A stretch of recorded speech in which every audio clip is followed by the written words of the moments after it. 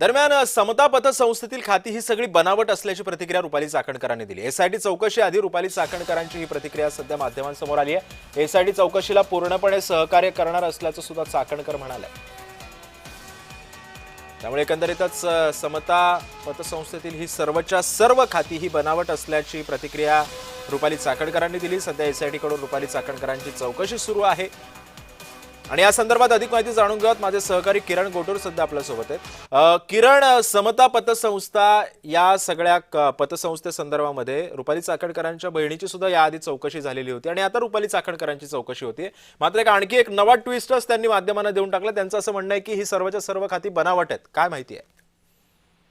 खरं तर मागच्या काही दिवसांपासून अशोक खरात प्रकरणात रुपाली चाकणकरांची देखील चौकशी होईल अशा पद्धतीचा अंदाज वर्तवण्यात होता आणि 2 दिवसांपूर्वीच नाशिक एसआयटी कडून म्हणजे ज्या संपूर्णपणे अशोक खरातच्या प्रकरणाची चौकशी करण्यासाठी एसआयटी नेमण्यात आलेली आहे, त्या एसआयटी कडून 2 दिवसाआधीच रुपाली चाकणकर यांना एक नोटीस बजावण्यात आलेली होती की तुम्ही चौकशीला जे हजर राहावं।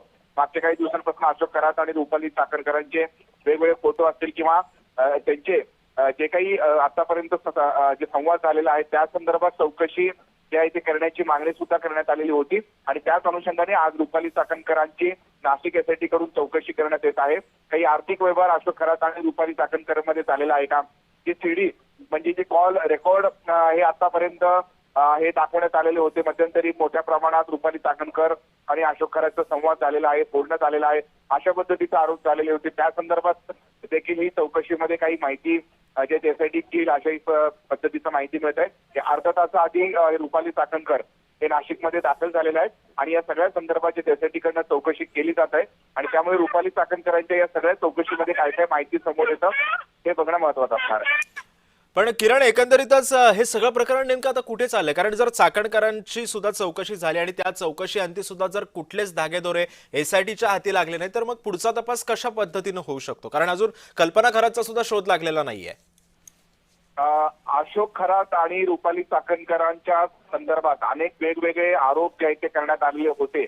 या सगळ्या अशोक खरातच्या प्रकरणामध्ये रुपाली चाकणकरांची देखील चौकशी करावी अशा पद्धतीची सुद्धा मागणी वेगवेगळी झालेली होती आणि त्यानंतर ही आज चौकशी पुढे जे ते होताना आपल्याला बघायला मिळतोय। नेमकं कुठल्या मुद्द्यावरती चौकशी आज होईल हे अद्याप कळू शकलेलं नाहीये, पण आर्थिक व्यवहार असतील किंवा अशोक खरात आणि रुपाली चाकणकरांचे जे काही संवाद झालेले आहेत त्या संदर्भात ही चौकशी करण्यात येईल किंवा जे अशोक खरातने जे काही आर्थिक फसवणूक केलेलं आहे किंवा वेगवेगळ्या संदर्भात जे अशोक खरातवरती आरोप झालेले आहेत त्या संदर्भात रुपाली चाकणकरांना आधी काही माहिती होतं का, खरं तर त्या संदर्भात चौकशी केली जाईल अशा पद्धतीचं प्राथमिक माहिती मिळत आहे। माहिती काही वेळापूर्वी रुपाली चाकणकर हे दाखल झालेले आहेत आणि जे एसआयटी कडनं ही संपूर्णपणे चौकशी केली जाईल आणि त्यामुळे या सगळ्या चौकशीमध्ये काय काय माहिती समोर येत आहे बघणं महत्त्वाचं असणार। नक्कीच, धन्यवाद किरण, तुम्ही दिलेल्या सविस्तर माहितीबद्दल।